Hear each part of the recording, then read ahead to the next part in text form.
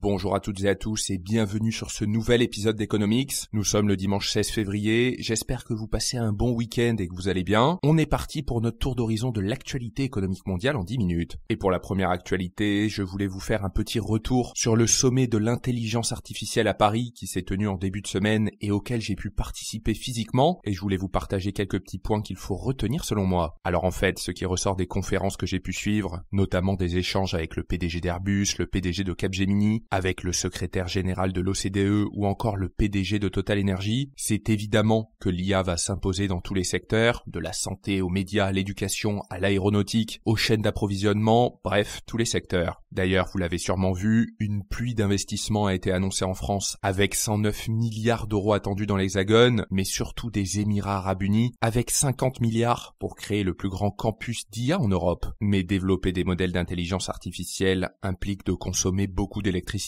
Typiquement, une requête sur ChatGPT consomme 10 fois plus d'énergie qu'une requête sur Google selon l'Agence internationale de l'énergie. Et c'est là qu'Emmanuel Macron compte bien faire tourner à plein régime le parc nucléaire français, qui est d'ailleurs l'un des plus grands au monde, pour alimenter les data centers qui sont indispensables pour alimenter les modèles d'intelligence artificielle. En clair, Emmanuel Macron l'a répété lors de son discours au sommet de l'IA, il entend mettre en avant l'énergie bas carbone et disponible que représente à ses yeux l'énergie nucléaire. En revanche, certaines inquiétudes subsistent. J'ai pu notamment assister au discours du Premier ministre canadien démissionnaire Justin Trudeau ou encore à l'échange entre un prix Nobel d'économie et le ministre de l'Europe et des Affaires étrangères français. Il va falloir, selon eux, veiller absolument à ce que les entreprises et les gouvernements mettent très rapidement en place des formations pour que les employés en entreprise adoptent et s'adaptent aux IA qui seront directement implantés dans leur travail pour qu'ils puissent monter en compétences sur l'IA et surtout éviter que ces employés ne soient mis de côté par les entreprises. Il est aussi question d'adopter une régulation européenne ni étouffante ni complètement débridée pour protéger les Européens tout en favorisant l'innovation. La volonté de l'Europe est aussi de sortir de la dépendance des data centers aux États-Unis afin de devenir de plus en plus indépendant face aux géants asiatiques et américains. Pour la deuxième actualité, on s'intéresse à Ferrari qui va verser une prime de 14 400 € à tous ses employés. Alors en fait, les 5 000 salariés du constructeur au cheval Cabré ont reçu une bonne nouvelle, ils vont recevoir une prime de compétitivité de 14 400 € après avoir déjà reçu 13 500 € l'année dernière. Une récompense qui est directement liée à une année record pour la marque italienne en 2024. En fait, Ferrari a annoncé ses résultats annuels et son chiffre d'affaires net a augmenté de près de 12% pour atteindre 6,68 milliards d'euros, tandis que l'excédent brut d'exploitation a lui aussi grimpé de 12% à 2,55 milliards d'euros et le bénéfice net de la marque a lui explosé de 21% pour s'élever à 1,53 milliard d'euros. En 2024, Ferrari a livré 13 752 véhicules, en hausse de 0,7% par rapport à l'année précédente. Et Benedetto Vigna, le patron de Ferrari, est optimiste pour 2025. Il a annoncé, je cite, « Nous prévoyons une nouvelle croissance robuste en 2025 qui nous permettra d'atteindre avec un an d'avance le sommet de la plupart de nos objectifs de rentabilité pour 2026. » Ce qui laisse donc présager de nouvelles primes records pour les salariés du constructeur. Enfin, l'année 2025 sera aussi marquée par le lancement de 6 nouveaux modèles de la marque au cheval Cabré, a fait savoir son patron Benedetto Vigna,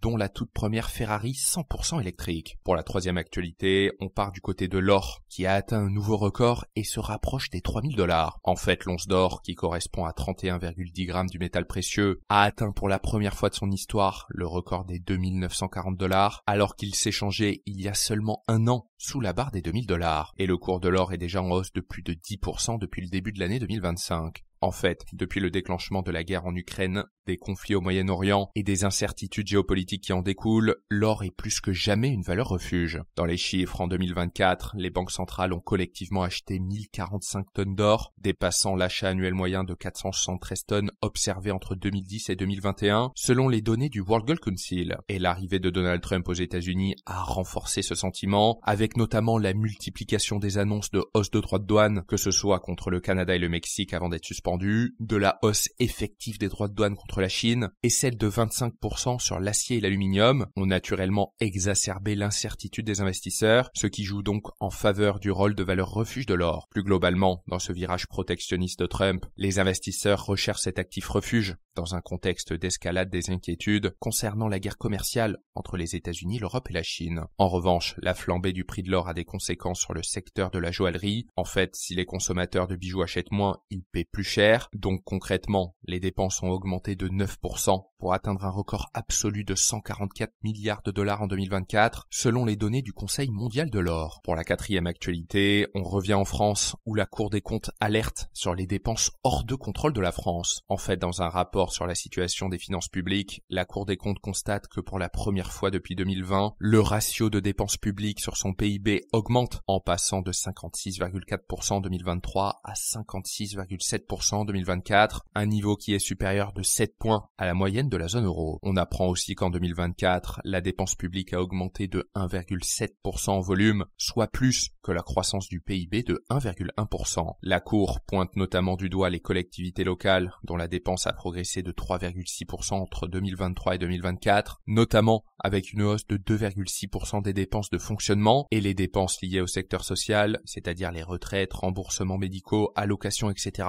ont continué de croître de 3,1% pour atteindre les 756 milliards d'euros. Le président de la Cour des comptes, Pierre Moscovici, se montre sceptique quant à l'objectif de ramener le déficit public à 5,4% cette année et sous la barre des 3% en 2029, d'autant plus que la moitié des hausses de prélèvements prévues dans le budget 2025 ont un caractère temporaire, à l'image de la surtaxe sur les entreprises et de la contribution exceptionnelle des hauts revenus. Selon le président de la Cour, la correction budgétaire à mener atteint aujourd'hui 110 milliards d'euros contre 50 milliards estimés il y a 2 ans. Enfin, les prévisions de la Cour tablent sur une dette publique qui avoisinera les 125% du PIB en 2029 et la charge de la dette, c'est-à-dire le montant que la France doit rembourser pour ses emprunts sur les marchés, atteindrait 112 milliards d'euros, devenant ainsi le premier budget de l'État, loin devant l'éducation. Pour la dernière actualité, on repart aux États-Unis, où Donald Trump promet des droits de douane réciproques au reste du monde. En clair, l'administration américaine prévoit de taxer les autres pays du monde au même niveau que ces pays imposent aux produits venant des États-Unis. Alors pour bien comprendre, imaginons à titre illustratif que les États-Unis exportent des pommes en France qui sont soumises à des droits de douane de 20%, mais que la France, elle, exporte des poires aux États-Unis qui sont soumises à des droits de douane de 5%. Avec l'idée des droits de douane réciproques, l'administration Trump ferait remonter les droits de douane sur les poires importées à 20%. Donald Trump a déclaré depuis la Maison-Blanche, je cite, « S'ils nous imposent un droit de douane ou une taxe, on leur impose exactement le même niveau de droit de douane ou de taxe. C'est aussi simple que ça. » Le futur secrétaire du commerce, Howard Lutnick, a précisé que l'élu républicain serait en mesure de mettre son plan à exécution d'ici début avril. Le locataire de la Maison-Blanche a au passage accusé ses alliés de se comporter, je cite, « souvent moins bien que nos ennemis sur le plan commercial ». Depuis le début de son second mandat, le chef de l'État a déjà imposé 10% de droits de douane additionnels sur les produits chinois, auxquels Pékin a par ailleurs répondu avec des surtaxes ciblées sur les produits américains. Washington doit aussi bientôt infliger 25% de droits de douane sur l'acier et l'aluminium entrant aux États-Unis. Si Trump a admis que ces mesures protectionnistes pourraient faire grimper l'inflation à court terme, elles finiraient par reculer ensuite, mais que ces barrières douanières permettraient de mieux protéger l'industrie nationale. Nous verrons comment cela se répercutera concrètement sur l'économie américaine. Je vous tiendrai au courant. Merci beaucoup d'avoir écouté ce podcast jusqu'au bout. Pensez à mettre une note sur la plateforme sur laquelle vous l'écoutez. Ça m'aide énormément à être mieux référencé. Merci et on se retrouve très vite pour un nouvel épisode.